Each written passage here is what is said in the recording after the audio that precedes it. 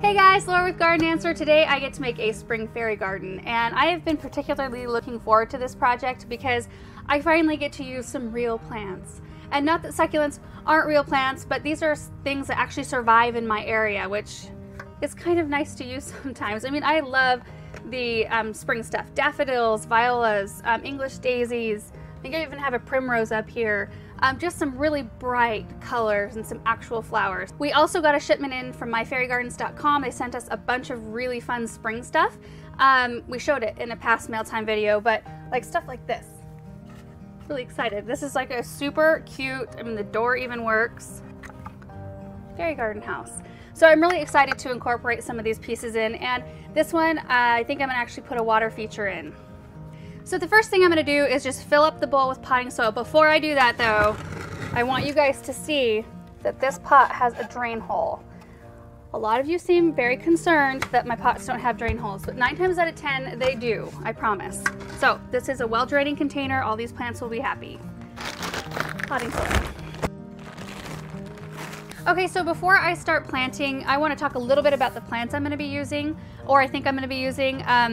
All of these are small now, but they are varieties that will want to get, most of them are varieties that are going to want to get bigger, way too big for this container. This isn't meant to be a project or a arrangement, I guess I should say, that will last for years. This is one that is meant to look really pretty for the spring, after the spring is over, and maybe even in the summer a little bit. But at some point this year, I will pop everything out and plant it out in the landscape, everything that's native.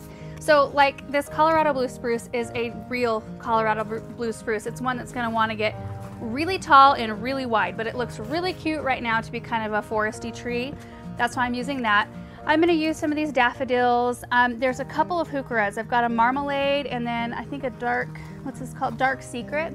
Heucheras are smaller perennials. They're awesome perennials, one of my favorites. They're semi-evergreen, so they look really pretty in the wintertime, but they do create nice sized mounds. But I'm going to use them for their foliage color in this arrangement. Boxwoods are, I want to say hands down, my favorite landscape plant. I love them. So I'm going to use variegated, possibly, and maybe this is a winter gem. These will both want to get several feet tall and wide, but they do take to trimming really well. So these will do great in this container. There is a sword fern that wants to get 2 to 4 feet tall and wide. Again, it looks really cute right now, really small. And then there's a few little annuals actually. The viola, it's not an annual, that's perennial. There's a primrose, which is an annual in my area, and then an English daisy, which is an annual in my area. That will add some really cute color, I think, to the mix. So I just wanted to make sure to let you guys know that I'm not intending this to be something that lasts forever. I wish it did. I wish that these kind of arrangements would last a really, really long time, but they just don't. They're fun projects though. So when I get everything planted out later, I can just do another project in this container. So I guess it's kind of a good thing. We just cleaned out this whole greenhouse, so there's literally nothing behind me right now, which is super weird. Tomorrow I have both of the guys in the nursery will be here. So I will have them moving stuff around and moving tables in here. So it will be full starting tomorrow. So the first plant I'm going to use is going to be my tallest plant. I like to start with the tallest, biggest stuff first, like toward the back of the arrangement or the centerpiece of the arrangement, whichever way I'm doing it.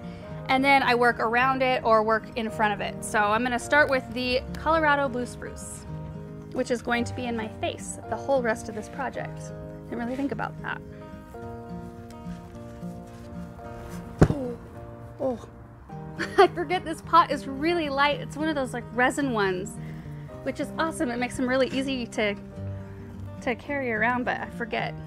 Don't know my own strength. Okay, so then on this side, I think I'm gonna go with one of the variegated boxwoods. I think it's just the right size. I have a great disdain for these sort of tags. Oh, they get all caught on all the branches. I rough up the roots just a little bit and break the root memory of the root ball here. And then the winter gem boxwood, I think I'm gonna put right in here to kind of create a really nice, look at my hands. I love it. Okay, so we're gonna create a really nice backdrop for these fairy garden pieces. Okay, so I don't really like that these turned out the same height. So I think I'm gonna swap out and do this short, actually, you know what? Duh, I can trim it. Here we go. I don't think this big green one is working. I think it's too big. I don't think I'm gonna be able to fit all my stuff in here with this one in here. So out it goes, no big deal. I'm gonna tuck a couple of daffodils in. And now the dark secret heuchera. I think that this one will look really pretty with the blue and the yellow. And now I think I want a little pop of color right back up in here. So I'm gonna use the English daisy for that. Now I want to tuck the house in just to see how it all looks together. I gotta come around and see. Ah, it's so cute. So now I think I'm gonna start in on the water feature portion, and what I'm gonna do, got something in my eye first, hold on. Piece of hair or something. And also, dirt all over it. So what I'm gonna do is sink this container, which will be my water reservoir. It's actually my brown sugar container from home, but it's the only thing I could find in the shape I wanted. So I'm gonna sink that right in here, and that's gonna be my pond or my riverbed reservoir. So I'm gonna have to come around, I think, for this part.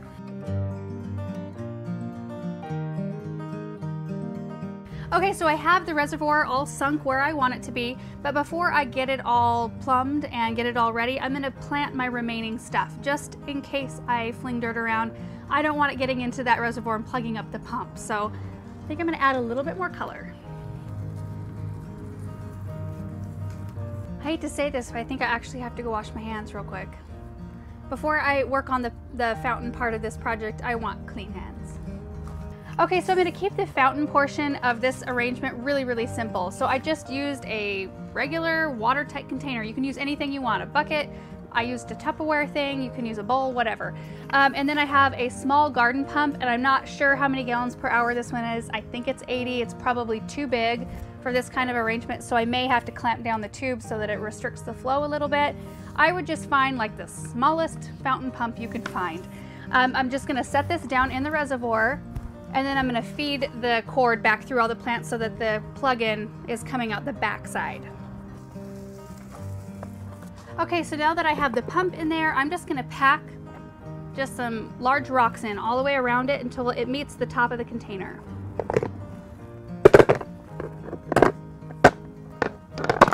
Okay, so now I've got the container all the way filled with my bigger rocks, and I'm gonna come around the front and fill it up the rest of the way and kind of around the edges with gravel sized, this size of rock. Okay, so the rocks are almost all placed. I'll do some finishing touches in the end, but I'm gonna go ahead and fill up the reservoir now. And then cut my tubing. And then I'm gonna place a couple of rocks around just the top of the tubing where the water comes out, just to kind of help deflect it a little bit. I'm not going for a huge fountain. I just want a nice little bubble of water. Oh yeah, it's working. I'm gonna mess with the rocks a little bit.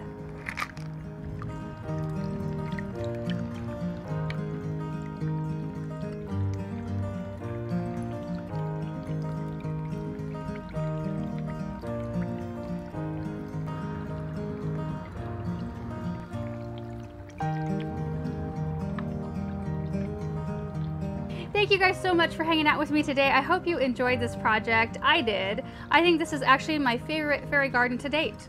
I think just being able to use the bright, colorful spring flowers and then these little cute fairy garden pieces, it just made it such a super fun project. Anyway, I hope you guys are inspired to go try something like this yourself. We'll see you guys in the next video. Bye.